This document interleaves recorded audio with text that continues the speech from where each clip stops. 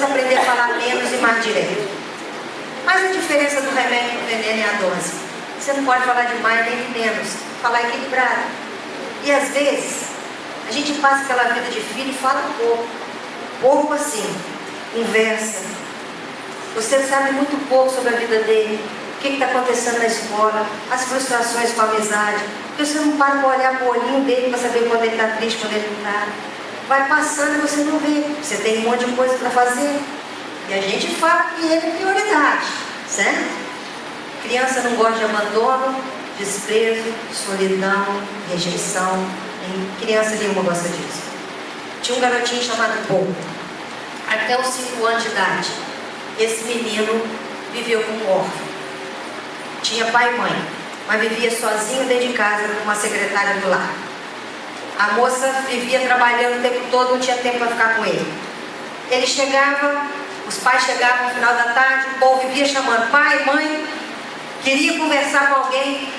E eles estavam sempre falando, peraí meu filho, mamãe está ocupada, papai está ocupado, tem que fazer isso. Nunca paravam por causa do Paul. Um dia a mãe comprou o telefone. Eles, naquela época, poucas pessoas tinham telefone. Compraram o telefone e o Paul percebeu uma coisa misteriosa. A mãe, quando chegava à noite, dava 3 batidinhas no telefone. Uma informação, por favor. E pediu o telefone de alguém. O Paul achou interessante porque tinha alguém do outro lado do aparelho para conversar. Ele achou-se fantástico aquilo. Um dia martelou dentro do martelo do pau. O A2 insuportável, saiu pela casa, o nó na garganta, sem conseguir chorar. Que criança não chora sem plateia, porque é desperdício. Certo? Ele tem que esperar alguém para ver. Não tinha ninguém para ver. Paul lembrou do telefone. 3 batidinhas no telefone. Informação, por favor. Ô meu filho, o que houve com você? O Paul chorou primeiro, né gente? Ele queria alguém para ver chorar. Chorou à vontade. Ela ensinou ele na geladeira botar um gelinho no pano de prato, amarrar o dedo e conversar com ela. 40 minutos no telefone. Não se mostrou ansiosa, não falou que estava trabalhando, não estava com pressa, altos papos com o Paul. Mesma hora do dia seguinte, o que o Paul fez? Informação, por favor. Conversou mais 30 minutos. Todos os dias, ele ia para o telefone na mesma hora e conversava meia hora com a secretária, com a telefonista. E ela nunca disse que não podia falar com ele. O tempo foi passando, o Paul entrou na escola. Não tinha ninguém para ensinar o dever de casa, o que ele queria fazer? Informação, por favor. O probleminha hoje é assim. Aí ele fazia o dever de casa por telefone. Ela ensinava ele o dever de casa. Até 9 anos de idade, Paul teve uma amiga de todos os dias. Só não falava com ela no final de semana. Com 9 anos, a família do Paul foi mandada pela empresa para um outro estado, muito longe. E Paul ficou sem a amiga dele. Mas não esqueceu dela nem da voz dela. Passou um tempo, com 21 anos, quando ele estava estudando, quando ele não tinha nenhuma pergunta para fazer, ele perguntava, como é que escreve exceção? Ela sabia que não tinha dúvida de nada, mas queria assunto. Ou foi embora com 9 anos. Com 21 anos ele foi prestar um concurso, pegou um voo, fez uma conexão perto da cidade onde ele nasceu. 40 minutos no aeroporto, o Paul foi pro telefone, ver se ele descobria onde é que estava aquela mulher. Ligou para a telefonista e deu um nó na garganta de novo, porque a voz era a mesma. E ele nunca esqueceu. E quando ela atendeu o telefone, ele não conseguia falar, só chorar. E aí, quando ele conseguiu dizer alguma coisa, ele falou, como é que escreve exceção mesmo? E os dois choraram muito no telefone. O Paul disse para ela, eu tinha que voltar um dia, porque eu precisava dizer para você que o homem que eu sou hoje, eu devo ao valor que você me deu. Eu não sabia que eu valia mais do que o trabalho de alguém. Minha mãe nunca largou o que ela estava fazendo porque eu chamei. Meu pai nunca deixou de fazer o que ele estava fazendo só porque eu chamei. Eu não sabia que eu valia mais do que o compromisso que eles tinham. Mas você largou o seu por minha causa. Eu quero que você saiba que o valor que eu sei que eu tenho, você que me deu. E ela disse para ele, você também fez um bem enorme para a minha vida. Porque eu não pude ter um filho. E quando você apareceu, eu sabia que era resposta de oração. Porque todos os dias eu me sentia mãe, pelo menos meia hora por dia. E os dois combinaram de se ver um mês depois. E quando ele voltou, isso não pôde acontecer, porque ela tinha morrido. Ela estava doente, não quis contar. Eles nunca se viram. mas viver a experiência que Jesus pregou. Gente, é prioridade. Relacionamento é o que mais importa nessa vida. Se a gente estiver no final da vida, ninguém vai ficar triste por não ter construído mais uma casa, por não ter guardado mais dinheiro na poupança, por não ter realizado aquele projeto. Mas com certeza você vai lembrar de pessoas que você amou e não falou que amava, que você queria estar perto, mas não tinha tempo para ficar. Gente, vai ser sempre o bem mais precioso que nós temos nessa vida. Amém, querido? Família é tudo de bom que a gente tem. E a gente precisa preservar. Para terminar, amados, sonhos são coisas muito poderosas. Quando eu entro num avião, eu sei que eu só estou ali porque um dia alguém sonhou com aquela história, não foi? A gente não teria o avião hoje se não tivesse sonhador. Alguém sonhou em voar. O sonho faz o mundo girar, mas palavra mata sonho. Uma mulher chegou para mim pedindo para ajudar a separar do marido, porque ele era um cara desanimado que não queria vencer na vida. E ela era uma pessoa, ela tinha 3 filhas, queria fazer o melhor pelas filhas, ela não sabia o que fazia. Ou recuava, prejudicava as filhas, ou seguia em frente e vivia sem o marido. Eu pedi para ele ir lá no consultório. Quando ele chegou, Deus botou uma palavra na minha cabeça: sonho. E eu fui direto ao assunto. Falei: o senhor tem um sonho? E ele ficou bravo. Falou: não tenho sonho. Falei: não, mas o senhor... Deus falou, né, gente? Eu falei: sim, o senhor já deve ter tido um sonho um dia. Não tive sonho nenhum. Eu falei: sim, o senhor tem um sonho que o senhor gostaria de realizar, mas o senhor acha que não vai ser possível, mas eu queria saber o que Deus estava falando. E fui insistindo. O cara deu um soco na mesa e falou: é disso que você vai falar comigo? O cara tinha 2 metros de altura e 1 de largura. Eu falei: Senhor, leva mal não, eu vou largar o sonho de mão. Aí eu falei: não, vamos mudar de assunto. Mudei de assunto, fui falar de outras coisas. Meia hora depois o cara voltou com o sonho. Lembrei, já tive um sonho assim. Quando eu era criança, primeiro dia de aula, eu tinha 6 anos. Fui para a escola, a professora botou todo mundo no chão da sala e perguntou o que cada um queria ser quando crescesse. Cada um falou uma profissão: médico, advogado, dentista, engenheiro, enfim. Meu sonho era ser astronauta. E eu contei isso. E a tia disse que eu era um idiota retardado, porque eu jamais seria um astronauta. Toda a turma riu de mim. Nunca mais eu consegui sonhar. Uma professora com meia dúzia de palavras destruiu a vida de uma família. Porque quando você destrói uma criança, você destrói muita gente. Porque essa criança vai influenciar na vida de muitas pessoas. Certo, querido? A gente tem um péssimo hábito de achar que o filho vem para realizar o sonho da gente. Você não foi jogador de futebol, mas o filho vai ser. Você não foi médico, mas sua filha vai ser. Deus dá o dom, Deus dá o talento, Deus dá os recursos, inteligências diferentes para cada um. É porque Ele tem um projeto para cada pessoa. Então o seu filho não tem que realizar o seu sonho, ele tem que realizar o sonho de Deus na vida dele. Esse é o melhor sonho para um filho. Amém? E exija do outro, querido, o mesmo que você exige de você. A gente quer 10 em tudo para um filho, mas pensa se você é também. Pensa se você está participando o suficiente. Não chega para o seu filho e reclama porque tirou 0 em matemática, não. Senta com ele e fala assim: vem cá, meu filho, como é que eu posso ajudar você a melhorar nessa nota? Entra junto, participa. Como é que eu posso te ajudar? Você entende, amado? Não existe que ele faça sozinho. Entra compartilhando.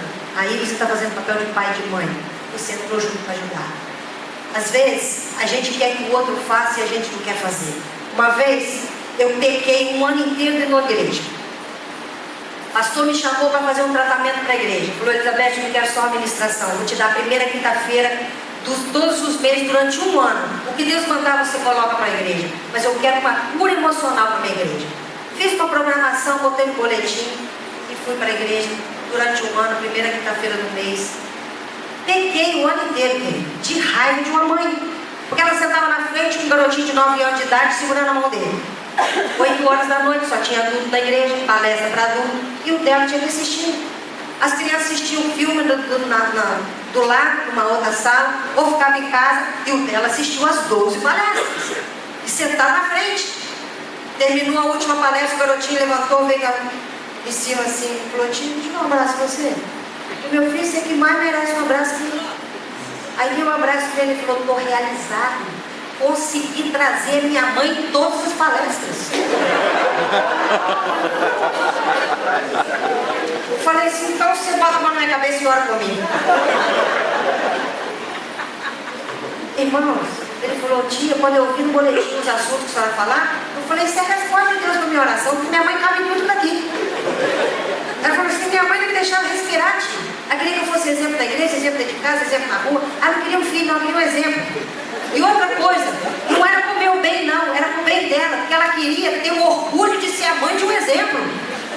Criança sabe, ela sabe quando você quer para ela ou para você se dar bem às custas dela, certo?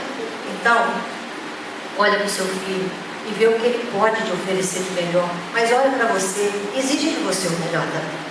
Você tem que exigir dele sim, bom comportamento, boas notas, seu direito, você pode, você deve, você pode fazer isso. Mas participa disso. Não fica de fora achando que ele tem que fazer sozinho. Amém, irmãos? Para finalizar de verdade, o primeiro é só para te acalmar, certo? Para finalizar de verdade, para a gente fazer tudo isso, a gente precisa do Espírito Santo com a gente, não é verdade? Senão a gente sai daqui, respira fundo e fala assim: eu vou mudar. Chega lá fora, querido, tudo que a gente aprendeu de criança vem à tona.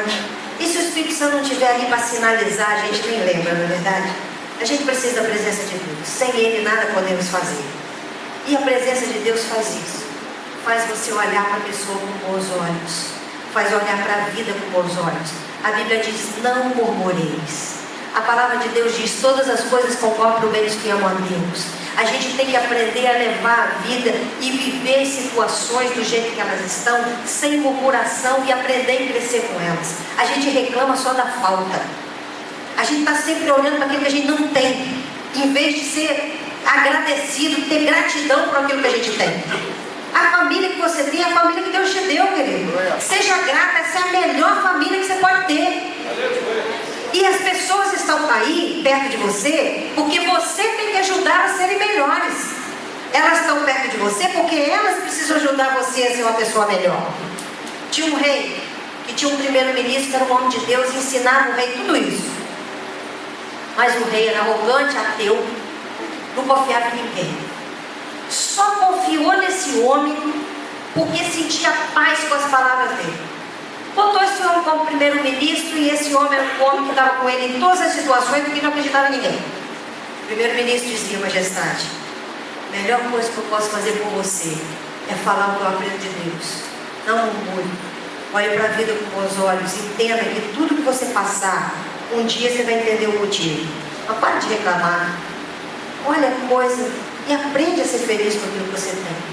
O rei sentia paz, gostava de ouvir o primeiro-ministro, até o dia que ele perdeu o dedo no acidente. O rei, calejado, o rei com 9 dedos, ele achou que era um absurdo, estava em depressão profunda, começou a murmurar. E o primeiro-ministro falou assim: majestade, um dia Deus vai te mostrar porque que fez isso, mas deve ter um fundamento. Aí ele mandou chamar os guardas e falou assim: prende esse homem. O Deus dele nunca vai provar para mim que tem um lado bom de ser um rei aleijado. Prende ele, que ele é um mentiroso, e eu não quero esse homem comigo nunca mais, e nem ninguém mais junto comigo. Prendeu o primeiro-ministro. O rei tinha um vício de caçar, a única coisa que acalmava o espírito dele. Ele foi caçar sozinho. Ele não queria depender de mais ninguém. No meio da mata, uma tribo de índio canibal precisava de uma oferta para o Deus de pedra deles. Pegaram o rei, começaram a pintar do pé até a cabeça. Quando chegou na mão, viram que a oferta não prestava, porque o homem era aleijado. Soltaram ele. O rei foi para casa, pulando de alegria. Mandou soltar o primeiro-ministro. Falou: seu Deus é terrível, rapaz. Que Deus bom é esse? Não demorou muito tempo, não precisou de 200 anos, não. Com poucos dias ele me mostrou que ele me tirou esse dedo para aqueles homens lá não me tirarem a vida. O seu Deus é poderoso mesmo. Aí parou e falou assim: mas é um Deus bem esquisito esse seu. Porque eu não acreditava nele e ele resolveu me salvar. Você falou a palavra dele a vida inteira e ele abandonou você na masmorra fria. Que crueldade foi essa? Ele abandonou, não. Ele me deixou lá. E se eu tô solto, eu ia caçar com você. Eu tenho os 10 dedos, né, meu irmão?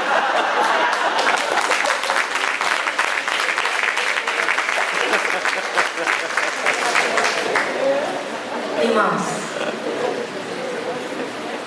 a Bíblia ensina tudo que a gente precisa saber.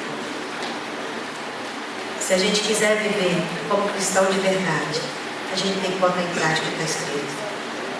Seja o melhor pai que você pode ser, a melhor mãe que você pode ser, o melhor filho que você pode ser, o melhor servo de Deus que você pode ser. Porque a gente não vem nesse mundo para fazer outra coisa a não ser melhorar a gente mesmo. Amém, querido? E para isso, vou aproveitar, eu não trouxe aqui, mas ali fora tem um livro que é o Poder da Palavra dos Pais.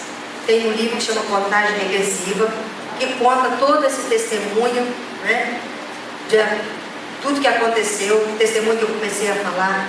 O livro Poder da Palavra dos Pais fala muito mais do que eu falei aqui. E tem um kit que tem os 2 livros e mais 11 DVDs de mensagem, que cuida dos seus sentimentos, das suas emoções, do seu relacionamento conjugal, sobre a sua autoestima, sobre as mágoas e ressentimentos, feridas emocionais, relacionamento com o filho. São 11 temas para tratar de você.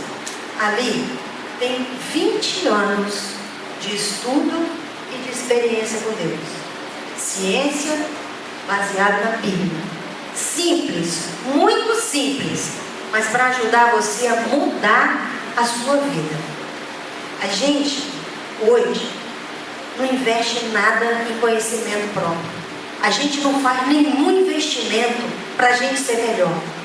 A gente não se importa de dar R$180 num sapato, mas a gente se importa em gastar algum dinheiro para poder melhorar o nosso, a gente como pessoa. Uma mãe chegou para mim um dia, ligou para mim e falou assim: Elizabeth, comprei seu livro e acabei de ler ontem. Agora eu quero te dar como um testemunho. Se eu não tivesse lido ontem, eu teria feito acabado de ler anteontem, ontem eu teria feito uma besteira absurda. Minha filha foi para Petrópolis estudar. Meu filho tem 16 anos, queria ir para lá estudar também. Só que ela passou na faculdade, trabalha de dia e estuda de noite. E ele resolveu que queria morar com a irmã para poder fazer faculdade lá de uma vez. Eu tinha um discurso pronto para falar para ele. Eu falei assim: você é um bagunceiro, você vira essa casa de perna pro ar, você vai acabar com a vida da sua irmã, você só vai lá para prejudicar a vida dela, você não vai a lugar nenhum não. Eu tinha na ponta da língua que eu ia falar para ele. Mas eu li, eu acabei de ler e eu falei: não, vou botar em prática o que está aqui dentro. Falou para ele: meu filho, dá um tempo que eu vou falar com a sua irmã para ver o que ela acha. Ligou para a irmã. Ela falou assim: amo meu irmão, adoro ele, mas eu estudo o dia inteiro, trabalho de noite, durmo com fome, porque eu não tenho coragem para fazer janta para mim, de tão cansada que eu estou. Eu vou arrumar bagunça dentro da minha vida, mãe? Final de semana que eu tinha que estar estudando, eu vou fazer faxina da bagunça que ele fez a semana inteira. Eu gosto muito dele, mas ele não vai fazer bem para mim. Dia seguinte o menino falou: falou com a minha irmã? Falei. O que ela falou? Falou que não vê a hora que você chegar. É mesmo? Ela gostou da ideia? Adorou a ideia. Diz ela que trabalha o dia inteiro, estuda de noite, dorme com fome, porque tem que fazer uma janta para ela. E você sabe cozinhar muito bem, você vai fazer janta para ela? Final de semana ela precisa dar um duro danado para estudar o que ela não teve tempo, mas não tem ninguém para fazer uma faxina para ela. Você vai ajudar ela? O garoto foi e fez exatamente isso. Entende? Coisa simples. Tem alguma complicação nisso? Simples. Mas a gente precisa conhecer. Eu e você não sabemos como a nossa palavra pode construir o emocional de uma criança. A gente não sabe. Pode acreditar, irmão. Você pode amar seu filho. Você pode amar você, mãe e pai. Você não vai construir só com o amor que você tem. Eu posso te garantir isso. Nesse livro tem todos os erros que eu cometi. E eu só consegui não cometer mais quando eu comecei a aprender. E a gente precisa investir em aprendizado, irmãos. A gente tem que investir para a gente ser uma pessoa melhor. A Bíblia fala: a sabedoria vale muito mais do que o ouro e a prata. A gente investe um monte de coisa, menos em crescimento pessoal. Nós precisamos despertar, precisamos acordar e construir um mundo melhor. Amém? Infelizmente eu tenho poucos kits desses, deve ter menos de 10 aqui fora, mas eu tenho certeza que vai abençoar muito a sua vida. Muitas pessoas têm usado esse kit, tem maquininha de cartão, você pode pedir 4 vezes. Muitas pessoas têm usado em líder de célula, grupo familiar, que tem material para trabalhar o ano inteiro. para trabalhar em grupos de célula, em grupo familiar. Fora o que você pode ajudar outras pessoas. Aquela pessoa rancorosa, aquela pessoa arrogante que você não consegue trazer para a igreja, faz um café na sua casa, faz um bolinho, chama ela para tomar um café lá. Fala assim, vamos lá em casa assistir comigo o DVD de uma psicóloga. Não é mentira, querido, é verdade. É uma armadilha santa, certo? E você deixa Deus fazer a obra. A gente tem que